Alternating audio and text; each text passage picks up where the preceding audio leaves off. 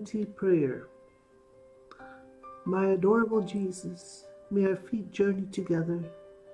May our hands gather in unity. May our hearts beat in unison. May our souls be in harmony. May our thoughts be as one. May our ears listen to the silence together. May our glances profoundly penetrate each other. May our lips pray together to gain mercy from the eternal Father. Amen.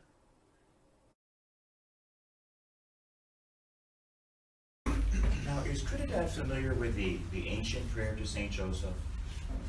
It was the oldest one, we know. We think it was composed in the year 50 A.D. Oh, St. Joseph, you whose protection is so great, so strong, so prompt before the throne of God, we place before you all of our interests and desires. Oh, St. Joseph, do assist us by your powerful intercession, and obtain for us from your divine Son every spiritual blessing through Jesus Christ our Lord. Amen! Let's give Jesus, Mary, and Joseph applause.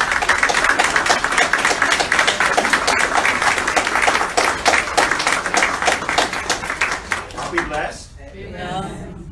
And you see how, in a certain sense, our faith isn't complete until we've given our hearts to Joseph too. Amen? Amen. And you know, there's some amazing prophecies about St. Joseph. Princess Teresa of Avila, she was one of many saints who believed that Holy Joseph was assumed into heaven. It's not yet a complete dogma of the church, but that's the belief of many saints. But here are two you need to know about, okay? The first one is this one. You've already seen it unfold before your eyes. You'll see it in today's Mass. The saint said that in the final days, Holy St. Joseph will finally be given his proper place in the church. Isn't that interesting? Yeah. Well, what did Pope Francis decree about 5 years ago for the Holy Catholic Church? What did he decree about the Mass? St. Joseph is to be mentioned in every Mass, in every church, in every country to the end of the world. Amen? Amen. Did you know it never happened before? He's only mentioned in Roman canon number 1, since we were little tiny babies. Now, in all the canons, like in every Mass, we are asked, we're actually ordered to mention St. Joseph. Isn't that interesting? Yes. When you see the prophecy from 1,000 years ago, that in the final days, what does that tell you? Woo, baby! Isn't it exciting? Aren't we blessed? For such a time as this were we born.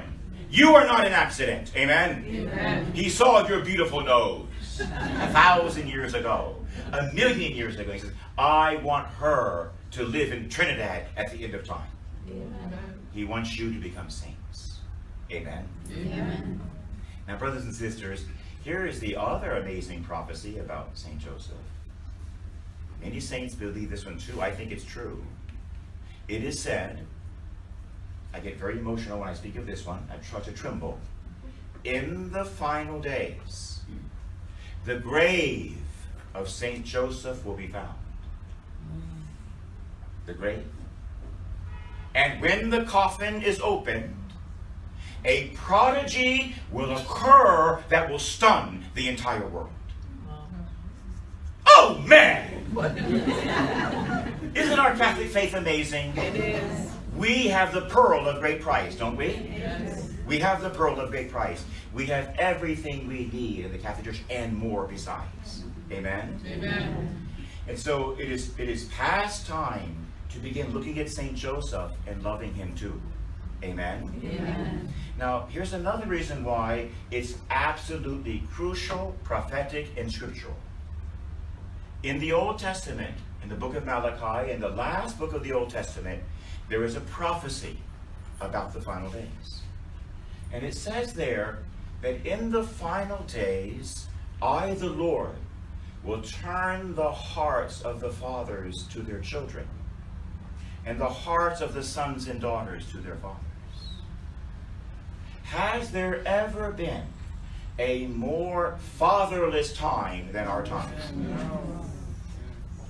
You know, I'm in the work of exorcism and healing, and also counseling, spiritual direction. I have never seen anything like it, especially among the young. They seem to be orphans. They don't seem to have fathers. We've lost our manhood and our fatherhood. Amen? Amen. It has many sources, many sources. Radical feminism is part of it. It's okay to be a woman, to be a holy woman. Women should be saints. But don't be a woman at the expense of men. Amen? Amen. Let every woman be a holy, pure, beautiful woman like Mary. Let every man be a godly, strong character man like Joseph. Amen? Amen. Let men be men, let women be women, and let children be children. Amen. Amen? Amen. We've lost it, haven't we? Yes. Now, I don't know about Trinidad, but in my country, oh my gosh, like if a boy feels like he's a girl today at the school, he can use the girl's bathroom. Because he feels like he's a girl. You know what happened in my friend's school a few months ago? I won't go into any details. A teenage boy said he felt like a girl, so they let him use the girl's bathroom. A girl came in, and he suddenly felt like a boy again. Did I say anything more? No. Okay, you know when assault happened. Are we local or are we local? We have gone crazy, haven't we? Yes. Because we've abandoned the natural law of God. We've abandoned the scriptures. We've abandoned the church that he founded at the price of his blood. Amen? Amen. So with Holy Joseph, beloved, now rising to prominence throughout the world, we see really God trying to restore manhood. Amen? Amen. And fatherhood. It's a time now, and we want to breathe it in and breathe it out. Breathe it over the country. It's time for fathers to return to their sons and daughters, and for sons and daughters to forgive and love their fathers. Amen? Amen. Now, beloved, in case you think that's extra, think of this. Jesus himself was totally centered on his Father. And here's what Jesus actually said. I don't know if you know this. Jesus actually said this. I have come to gather. He never said for myself. I have come to gather for my Father a people who will worship him in spirit and in truth. Amen? Amen. Did you know that? Because I've come to gather for my Father. All of creation, and even Jesus himself emerges from the heart of the Father. And we're on a journey back to the Father. Amen? Amen. Now, to take it a little bit more, we sometimes have a broken understanding of fatherhood. Because many of us have not had, you might say, saintly fathers. And so we perhaps had an example of a father that was maybe mean, you see, or angry, or violent, or gone, or drunk. Amen? Amen. And you know, this is absolutely shameful. Let me ask you something. Will I scare if I get closer to you? No. If I start jumping up and down. Don't get mad at me now, okay? Let me ask you this question. If my daddy, if daddy gets drunk and curses, is mean and angry, hits his children, hits his wife, and your children, because of your example, they become drunkards, and they become women abusers, and they go to hell, where do you think you're going, Dad? Where do you think you're going? If your children go to hell because of you, where do you think you're going? You think you're going to heaven? I know that's hard, isn't it? It's time for us men to wake up. Amen? Amen. We should never be drunk one day of our lives. Never let one dirty word out of our lips. Amen? Amen. You never hit a woman, even if she's nasty. You go into the room and kneel down and pray for her. Amen?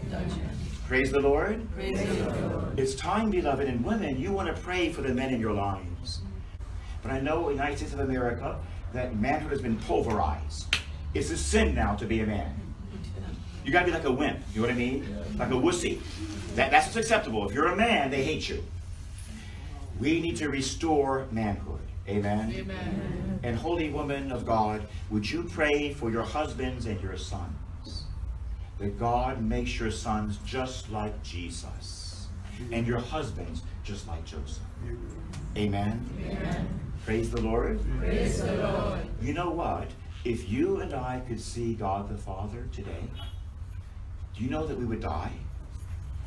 You know why we would die? Because he's so beautiful, you would die of joy. That's why you would die. Now listen, I have seen Satan in my room physically face to face. He's the father of lies. And he's ugly. He's made people think, even in the church, that the father is some mean dictator. You know what we call that in psychology? That's called projection. He's a dictator. He's a dictator. He makes us think the father is like him, and he is like the father. He's a complete liar. Amen? Amen. He is mean and dictatorial. The true father is so shy. When's the last time you've seen him? You see? That's how gentle he is. You see what I mean? He's anything but a dictator. Amen? Amen. Look at all the nonsense we do and he still forgives us. Is that a dictator? No. Give me a break. Amen? Amen? And have you ever thought of this? Here's what John says. God so loved the world, the Father, that he sent his only Son. Have you ever thought about this, though? Let's say I'm the Father, and I have my beloved Son right here, my Yeshua, my Jesus, and I want to save you. You know what's easy? I'll come down and die for you. That's easy. You know what's hard? I give you my best son and say, son, you die for them. That's hard. I die for you in a minute. That's easy. But to give you my chosen one, that is absolutely everything forever. Amen? Amen. It was his sacrifice. And that's why when Mel Gibson, who's Catholic, by the way, when he made the movie The Passion of the Christ, you remember when our beautiful Jesus was sacrificed on the cross and he died? Do you remember that the camera panned upwards and a little drop of water came down and got bigger and bigger? What was that? That was the teardrop of the Father. Amen? Amen. He got that from a saint, by the way, from Anne Catherine Emmerich. That comes from a mystical revelation where that came from. So you see, when our Jesus, our brother, our best friend, our life, our spouse, our God, our everything, Jesus, when he sacrificed on the cross, the Father gave just as much. Amen? Amen. Praise the Lord. Praise the Lord. And so today's Mass in honor of Holy Joseph is an invitation from God. He says, enough time in the kindergarten, time to graduate. Amen? Amen. Now we're going to be sons and daughters of the Father too. You see what I mean? You're already brothers and sisters of Jesus. Now let's become sons and daughters of the Father. Because he is so utterly beautiful, our Father. If you were to see him, you would die of joy. Amen? Amen. So now in just a moment, by the authority and power of the Holy Spirit, bread and wine will become the body and blood of the God-man. When you receive Jesus today, you need to realize this. It's not just Jesus, because Jesus is never alone. You cannot separate the Trinity. So when you and I receive the body and blood of the God-man, we also receive the Heavenly Father and the Holy Spirit. Amen? Amen. So today when you receive, say, Jesus, I love you. Father, I receive you as well. Amen? Amen. Many of us here, the Spirit is moving on me right now. Many of us here have serious father wounds. At least half of us here today have serious father wounds. So we're going to ask the Lord at Holy Communion to help us forgive our fathers.